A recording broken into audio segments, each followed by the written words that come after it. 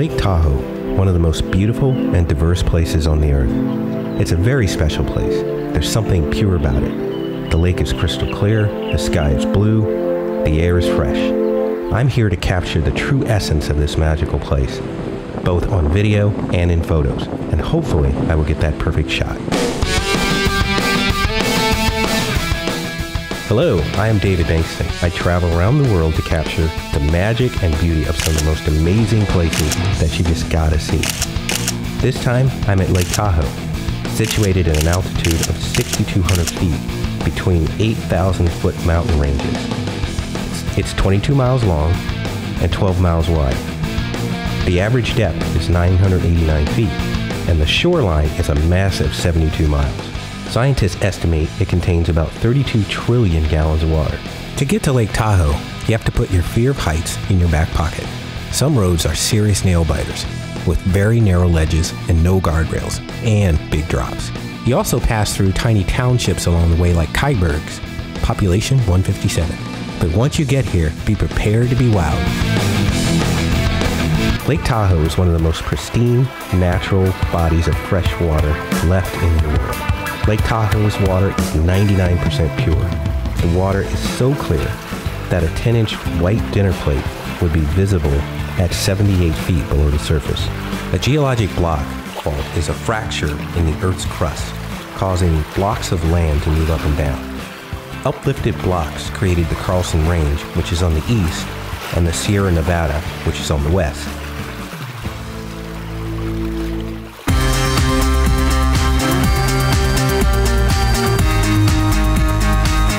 One of the best ways for me to scope out my perfect shot is to take a paddle boat tour.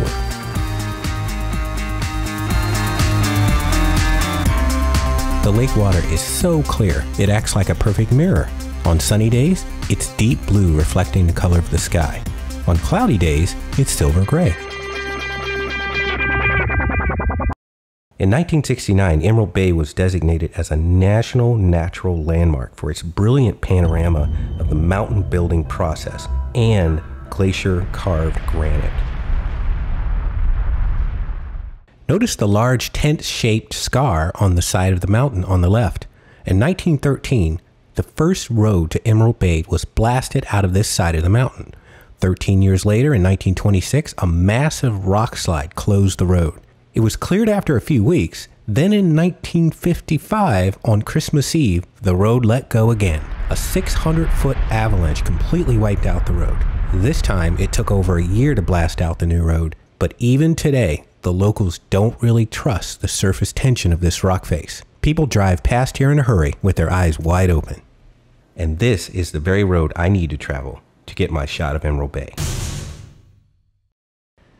Vanette Island is located in the center of Emerald Bay. It is the only island in Lake Tahoe. It is a sparsely timbered, brush-covered upthrust of granite that rises 150 feet above the water. Vanette Island was not always known by that name.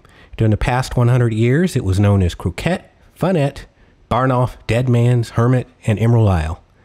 Vanette was the name that finally stuck. As we pass the summit, look close and you will see a stone structure called the tea house. After being transported to this island by motorboat, Miss Knight, the homeowner, would bring guests to the island and occasionally be served tea there. It's a small 16 by 16 foot room with a fireplace in the corner. To get my perfect shot, I got up early to try and photograph the sunrise over the mountains. I'd picked my spot. I've got to drive around the edge of Emerald Bay, but there was a problem. I was not able to really check the height and width of the road and its proximity of the cliff. One section of road had me stopped in my tracks. I could only see a few feet in front of me, and I didn't dare travel this unfamiliar road at night. Time was running out. I only had about 5 minutes left before sunrise, but one wrong turn and it's curtains. So I had to slow my journey, and I drove very carefully as the early light started to break the night. Unfortunately, I missed the sun peeking over the ridge. I only had made it this far at sunrise, and I captured this shot. As the sky opened up with a little more daylight, I ventured on. I picked my spot out in Emerald Bay. I had made it there about 15 minutes past sunrise, but I still got the best shot of the day.